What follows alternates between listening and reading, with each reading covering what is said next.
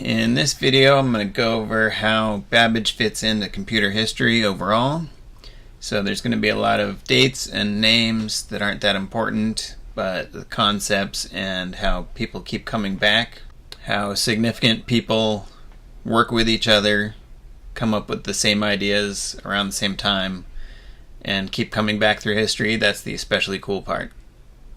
We're going to start in 1931 with the Columbia Difference Tabulator. This is a calculator, not a computer, but it's one step above the adding machines of the time.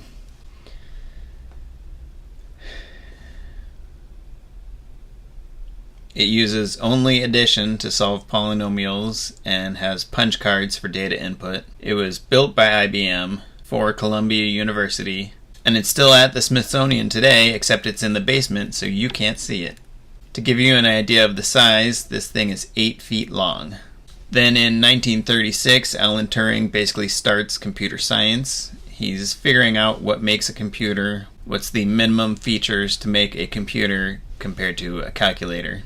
He's looking at what a modern computer architecture would be, how programming works, but he's looking at just theoretical concepts, not an actual computer. But his theories have been made into actual machines, some made out of wood or Lego. Then in 1937, Claude Shannon, one of the giants of the industry, links Boolean algebra with digital circuits. He's basically showing that switches can perform logic. Since it's a binary switch, you can use a relay, a vacuum tube, and eventually computers to do all this logic work. By the way, he was just 21 when he was doing this, and he also did cryptography with Turing in 1943, and he started the whole field of information theory, so your phone is full of his work. Moving to the early 40s, we have the Harvard Mark I construction, which is an electromechanical computer, so it's not entirely electronic.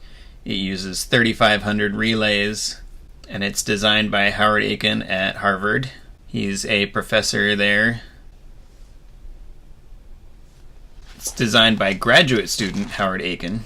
Like the Columbia machine, a lot of these early things are projects by professors or students at universities instead of commercial or government-run projects. And again, it's built by IBM. It's 51 feet long, and it uses what's later called the Harvard architecture. The mid-40s brings us to all-electronic machines like the ENIAC. Instead of using relays, it has vacuum tubes, and it uses 20,000 of them. Electronic machines are 1,000 times faster, but they also die in minutes to hours. And programming is done by wiring one panel to the next one, all in a long chain. This one fills a whole room. It's around 100 feet long if you put it all together. During the construction, John von Neumann takes it over for his hydrogen bomb simulations after working on the Manhattan Project. And he comes back in 1945 to set up modern computer architecture, which comes with his name, von Neumann architecture.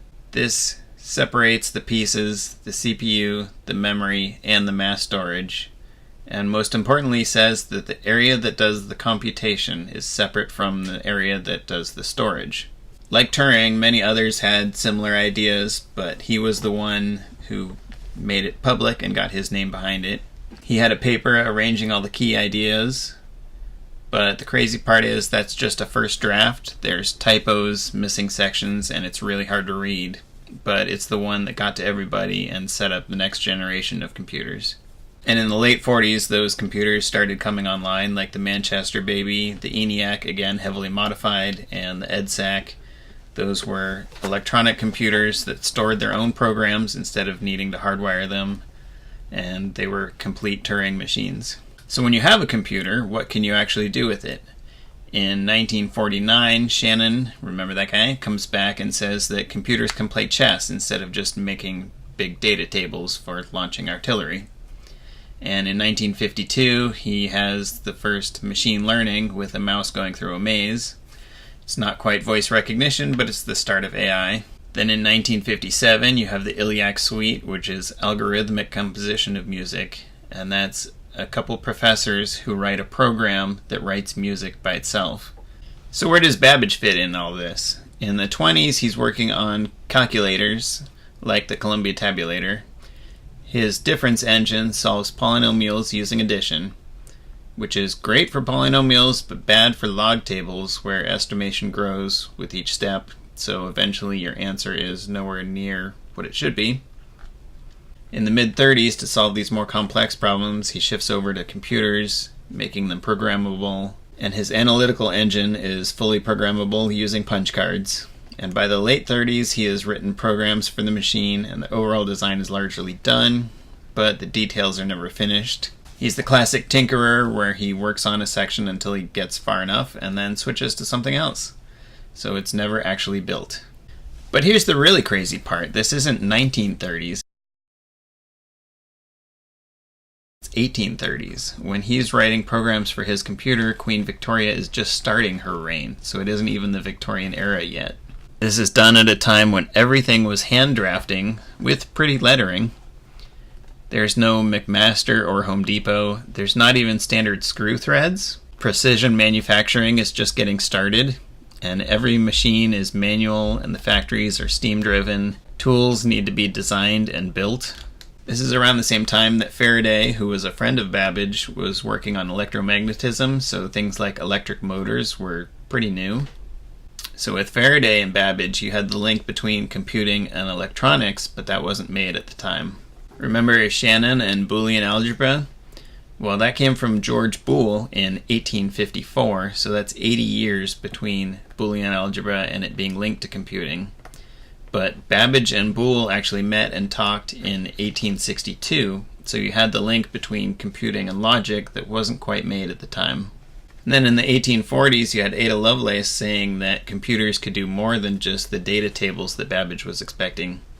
And she said, if you can do symbols, maybe those symbols can mean other things, like musical notes. So she was talking about computers writing music 120 years before it actually happened.